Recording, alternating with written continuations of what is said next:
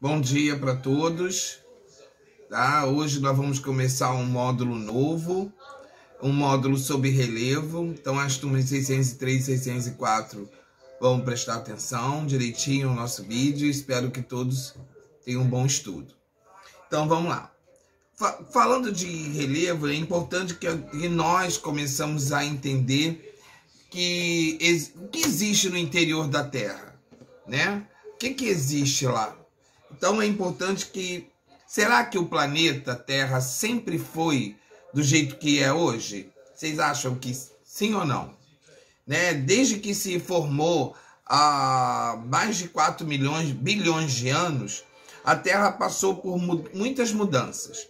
Né? Então, para conhecer esses processos, nós precisamos conhecer a formação, né? E na transformação do relevo.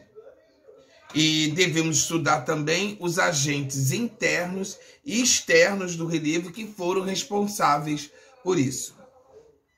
Então acredita-se que o Big Bang, né, tem originado os primeiros elementos do universo. Então que ao longo de bilhões de anos, né, é importante que a gente entenda que formaram, né, tudo que existe hoje em dia, né? Planetas, galáxias, corpos celestes que vagam pelo espaço, né? E além disso, toda a matéria encontrada, né, nos planetas, inclusive na Terra. O ar que respiramos, por exemplo, os minerais utilizados nas indústrias e todos os elementos encontrados na natureza formaram-se no processo de origem e expansão do universo. Então, desde o Big Bang, né, muitas transformações ocorreram no universo. Como, por exemplo, a Terra que se originou, né, há cerca de 4,6 bilhões de anos, também apresentava outras feições. Né? As transformações no interior do planeta, e a formação das montanhas, a atuação da temperatura, né, dos ventos e das chuvas, né, provocam intensas modificações nas paisagens. Porém, essas modificações são muito lentas para ser inclusive percebidas pelo ser humano em um curto período de tempo. O tempo geológico na Terra corresponde ao tempo de existência do planeta, desde a sua formação até os dias atuais. Então, para nós diferenciarmos o que é tempo geológico e tempo histórico, por exemplo, é importante que a gente entenda que, né, o tempo geológico, as mudanças, por exemplo, ocorridas no planeta e a evolução da vida na Terra são identificados pela escala de tempo, né, geológico, que é medido de milhões de anos. Já o tempo histórico, estamos nos referindo ao tempo de existência dos seres humanos na Terra e nas transformações promovidas pelas sociedades. Então a diferença, é importante que vocês entendam essa diferença. O que é o tempo geológico e o tempo histórico. Então, repetindo, o tempo geológico são as mudanças ocorridas, por exemplo, no planeta e a evolução na vida da Terra, que são identificados pela escala de tempo geológico, né, que é medido em milhões de anos. Já o tempo histórico, estamos nos referindo ao tempo de existência dos seres humanos na Terra e das transformações promovidas pelas sociedades. Falando da escala de tempo geológico, por exemplo, aí na página de vocês, do livro de vocês, nós temos a escala geológica. A escala geológica, ela, para ser entendida e lida, ela tem que ser feita de baixo para cima, para vocês entenderem melhor. Então nós temos lá no rodapé da escala geológica, nós temos o Adiano, que é a formação da Terra. E nós vamos ter lá no alto, né, o período que é o Quaternário, que é na época do Holoceno, que é a presente com a civilização humana. Então, a escala, né, a evolução biológica nas eras geológicas, ela é lida de baixo para cima. Então, nós tivemos várias etapas nessas eras geológicas, né? Nós tivemos os primeiros microfósseis inequívocos, nós tivemos os primeiros fósseis, né?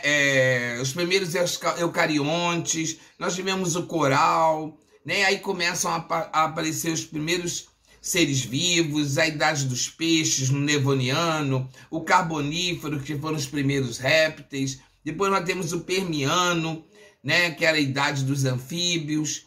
Aí nós tivemos o Triássico, por exemplo, e o Jurássico, que foram no Triássico foi o primeiro dinossauro. Depois nós tivemos o Jurássico, que é a idade dos dinossauros e dos amonites. Nós tivemos o Cretáceo, que era a idade dos dinossauros.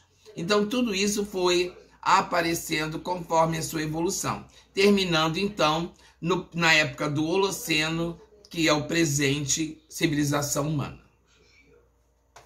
Continuando, né, a falar nisso, nós tivemos as modificações, né?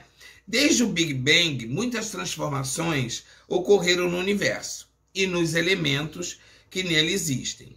A Terra, que se originou há cerca de 4,6 milhões de anos, também apresentava outras feições. Então é importante também que as transformações no interior, né, do planeta, ela seja entendida pela formação das montanhas, né, a atuação da temperatura. Então, o tempo geológico e o tempo histórico é importante que vocês frisem bem. Agora, a melhor maneira de estudar, né, esse quadro é exatamente você lendo de baixo para cima. Ou seja, dos primeiros acontecimentos para os mais recentes que estão no topo. Nós temos também, né, a questão do início da Terra seria uma massa incandescente e os minerais das rochas, que estariam sob forma pastosa. Né? À medida que a Terra foi resfriando, né, nas camadas mais exteriores para os interiores, esses minerais se solidificaram, formando as primeiras rochas. Né? Então, o estudo do tempo geológico, eles precisavam, né, considerar números muito grandes, né, com os quais não estávamos acostumados. Então, ao falar de tempo geológico, estamos referindo a bilhões e bilhões de anos. Agora, como é formada a estrutura da Terra, né? Então, as informações, né, sobre o interior da Terra, por exemplo, têm aumentado nas últimas décadas. Mesmo assim, ele continua pouco conhecido. Então, as limitações tecnológicas, elas impedem que as camadas, né, mais profundas do planeta sejam alcançadas. A mais profunda escavação chegou a aproximadamente 13 quilômetros de profundidade, podendo ser considerada insignificante, pois a distância que nós temos entre o centro da Terra e a superfície do planeta é de aproximadamente 6.400 quilômetros. E só chegou o homem com uma profundidade de 13 quilômetros. Apesar disso, né, com o desenvolvimento de modernos equipamentos e novas técnicas de pesquisa, os cientistas eles obtiveram alguns dados sobre as camadas mais profundas do planeta, sem examinar diretamente seu interior. Então, dessa forma, foi possível definir que a estrutura interna da Terra é formada por 3 camadas, né, principais. Então, nós temos a crosta terrestre, nós temos o manto e nós temos o núcleo. Né? Essa é a formação da estrutura da Terra. Então, vou repetir. a formação na estrutura da Terra, nós temos a crosta terrestre, nós temos o núcleo e nós temos o manto. Essa estrutura, né, que aproximadamente 4 bilhões de anos tem a estrutura, tem a formação do planeta Terra, a Terra era uma imensa massa incandescente e homogênea, né? Então, com altas temperaturas. Não havia material sólido, rochas ou continentes. O resfriamento e a diferenciação das camadas em núcleo, manto e crosta ocorreu ao longo de milhões de anos. Agora, as camadas da Terra, né? Então, nós temos aí crosta, né? Que é a camada mais externa da Terra, formada basicamente por minerais e rochas. A crosta abriga todos os seres vivos e é dividida em 3 porções. Continental e oceânica. As formas superficiais da crosta terrestre, elas coincidem aquilo que é conhecido como relevo, formado pelos agentes internos, que são os endógenos, e os agentes externos, que são os exógenos da dinâmica terrestre. Então, a crosta é a parte mais superior do manto que formam a litosfera.